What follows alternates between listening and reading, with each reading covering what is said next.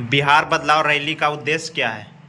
बिहार बदलाव रैली का उद्देश्य है बिहार में सबसे बड़े जो मुद्दा है बिहार के युवाओं को पलायन बंद करना, पलायन रोकना।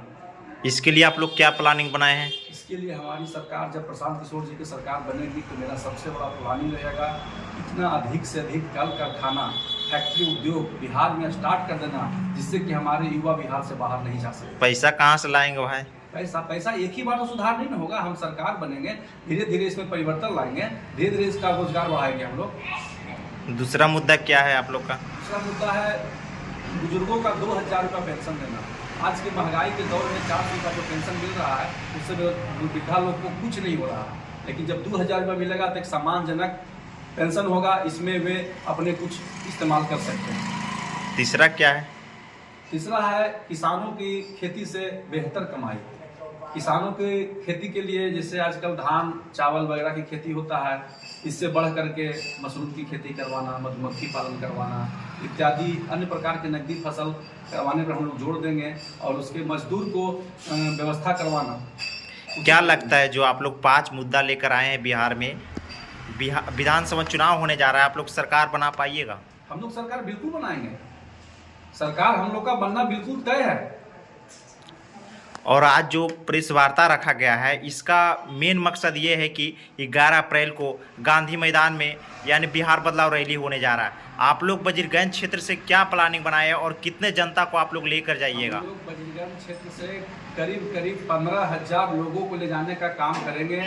इसके लिए उन्हें बेहतर सुविधा दिए हैं, बढ़िया यातायात का साधन दिए हैं, रास्ते में बीच में रोक करके भोजन का प्रबंध किए हैं। साथ में हमारी डॉक्टरों का एक टीम चलेगी, जिसमें कोई व्यक्ति अगर बीमार पड़ जाते हैं रास्ते में उन्हें बेहतर इलाज किया जाएगा। यानी पूरा व्यवस्था के साथ आप लोग गांधी मैदान जाइएगा? हम लोग बिल्कुल चुस्त दुरुस्त हो करके बिहार बदलने के लिए बिल्कुल तैयार हैं। आपको तो लग रहा है कि जिस प्रकार से आप बोल रहे हैं यहाँ पे वीडियो के माध्यम से, लग रहा है कि आप लोग बदलाव कर दीजिएगा? बदलाव हम लोग कर चुके, समझिए अब कुछ बाकी नहीं है। तो 11 अप्रैल को जो हम लोग गांधी मैदान में बदलाव रैली करने जा रहे हैं, वहां से ही पता चल जाएगा कि बिहार में बदलाव हुआ है या नहीं। कितना वहाँ पे जनसैलाब जनता पहुँचेगी? हम लोग बिहार की जनसंख्या का 1% जनता पहुंचाने का काम करेंगे। 14 लाख जनता। 14 लाख? जी हाँ। क्या लगता है 14 लाख पहुँच पाएंगे? हो सकता है और बढ़ जाए 14 लाख से। अच्छा, आप लोग तो जनता का बीच जागरूक कर रहे हैं, हर गांव, हर घर, हर व्यक्ति का जाकर जनता के बीच में जनसंवाद कर रहे हैं, जनता से जागरूक करने की कोशिश कर रहे हैं। जो 2025 में विधानसभा चुनाव होने जा रहा है उसमें आप लोग का मन क्या लग रहा है कि हम लोग सरकार बना पाएंगे? हम लोग सरकार बनाने के लिए जो आज जो देख रहे हैं, जनता जो परेशान है विगत 35 सालों से, 2 ही लोगों की सरकार को झेल रही है। एक से मन उब गया, दूसरे में चल गया, दूसरे से मन उब गया, फिर पहले पर चला है। तो इसके लिए हमारे जो भी बिहार की जनता थी बदलाव करना चाहती थी भी, लेकिन उनके पास कोई विकल्प नहीं था। लेकिन आज हमारे पास प्रशांत किशोर जी का बेहतर विकल्प है। जनता चाह भी रही है, पुरानी सरकार से बिल्कुल त्रस्त हो गई है। वो चाह रही है कि हमें नया कोई धारा मिले, जिस धारा में हम लोग चलें और बिहार में परिवर्तन ला सकें। इसके लिए सबसे बेहतर विकल्प है प्रशांत किशोर जी। और प्रशांत किशोर जी ने जो 5 वादा किया है, ये 5 वादा को जब हम जनता के बीच में पहुंचाते हैं तो जनता उससे संतुष्ट होती है और प्रशांत किशोर जी के हाथ को मजबूत करने के लिए तैयार हो जाती है।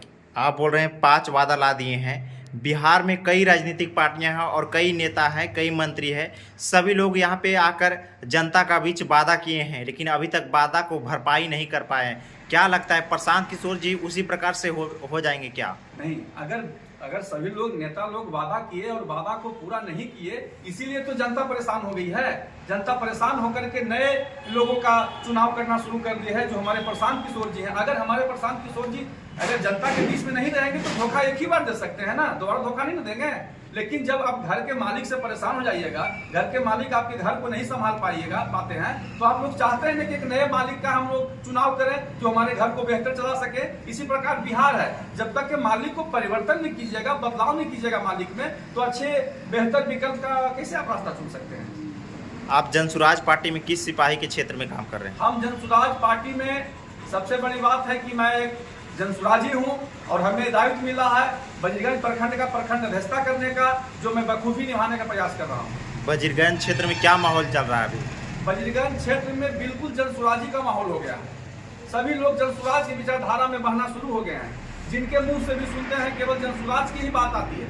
सब लोग प्रशांत किशोर को पसंद करना शुरू कर दिए हैं। अच्छा, आपका क्षेत्र में क्या कमी रह गया कि आप जनसुराज पार्टी का ही चुने? हमारी क्षेत्र में कमी के साथ साथ पूरे बिहार की कमी के बारे में आपको बता रहे हैं। तो पूरे बिहार में हम ही शामिल हैं। एक अच्छा मॉडल स्कूल नहीं है, एक बढ़िया शिक्षा का कोई व्यवस्था नहीं है, किसानों को भी किसी प्रकार का जो उसको मूलभूत सुविधाएं चाहिए वो भी नहीं मिल पा रहा है।